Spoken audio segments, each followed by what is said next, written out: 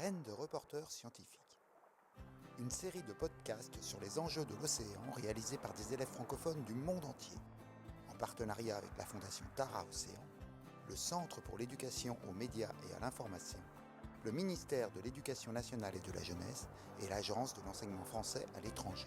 Bonjour à tous ceux qui s'intéressent à la science. Bonjour Vassilia. Bonjour Amaury. Aujourd'hui, nous allons parler des petites îles vulnérables. Pourquoi la situation des petites îles vulnérables ne concerne-t-elle pas seulement les insulaires, mais aussi les collégiens comme nous, habitant le sud de l'Aisne? L'enquête de notre équipe, les mini-scientifiques, nous a amenés sur l'île de Ré. Mais c'est quoi une petite île vulnérable? Nous avons interrogé les éco-délégués du collège des Salières à Saint-Martin-de-Ré. Pouvez-vous nous donner un événement marquant pour illustrer les vulnérabilités de l'île de Ré?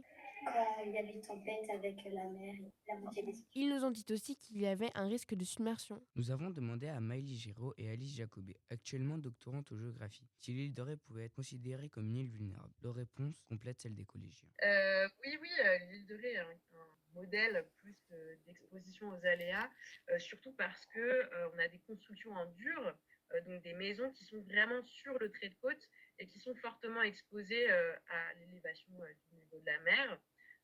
À l'île de Ré, où en fait les maisons coûtent très cher, donc c'est difficile de demander aux gens d'en partir parce qu'on ne peut pas leur racheter ces maisons. Le trait de côte est vraiment fixe, là où on a besoin de mobilité, de plus de souplesse pour finalement accompagner l'élévation du niveau de la mer. Oui, l'île de Ré est un cas typique. Pas facile quand même d'être insulaire. Mais comment vivent-ils ces vulnérabilités sur l'île de Ré? En général, plutôt bien, à part, du coup, on a dit quand il y a des grosses tempêtes. Perso, je les trouve courageux. Comment pouvons-nous expliquer cette élévation du niveau de la mer et ces tempêtes intenses? Tu as une hypothèse, Amaury? Je pense que cela est dû au réchauffement climatique. Tu as raison, Amaury. Le travail des ingénieurs prévisionnistes de Météo France permet de montrer que le changement climatique actuel renforce l'intensité des pluies. Cela provoque alors des tempêtes aux impacts potentiellement plus violents. Il faut savoir que pour chaque degré de réchauffement de la température, l'air peut contenir environ 7% de vapeur d'eau en plus, ce qui augmente le risque de pluies intenses. L'air plus chaud de notre planète agit donc comme un carburant pour les événements météorologiques extrêmes. C'est tout à fait ça, Amaury. Et saviez-vous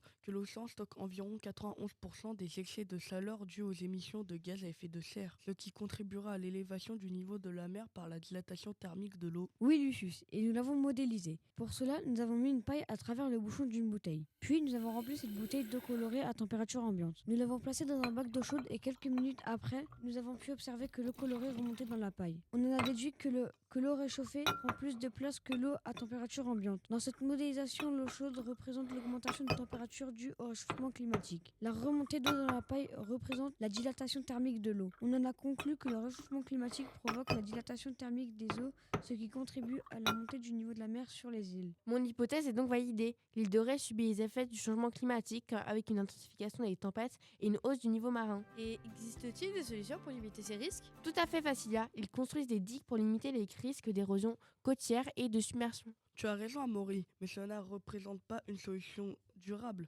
car trop cher. L'île de Ré a mis en place des écotaxes et des écogardes pour mener des projets de protection et de sensibilisation, mais il existe aussi d'autres solutions. Écoutons-les. On installe des ganivelles, ce sont des petits portillons qu'on pose à l'entrée des plages. Après Noël, on met les sapins sur les dunes pour pas qu'elles tombent sur la plage. Les dunes, ça permet de protéger les villages contre les tempêtes et de protéger aussi toute la nature.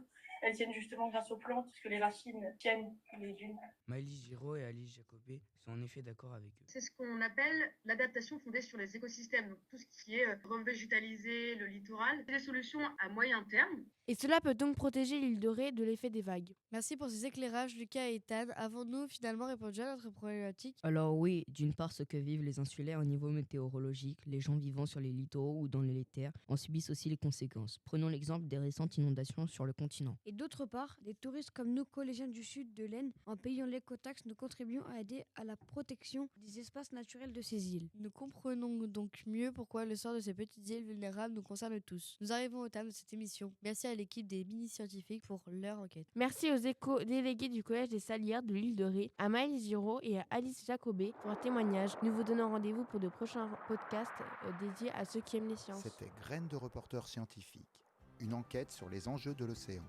Retrouvez tous les podcasts audio et vidéo sur la plateforme lesdessous de l'océan.fondationtaraocéan.org.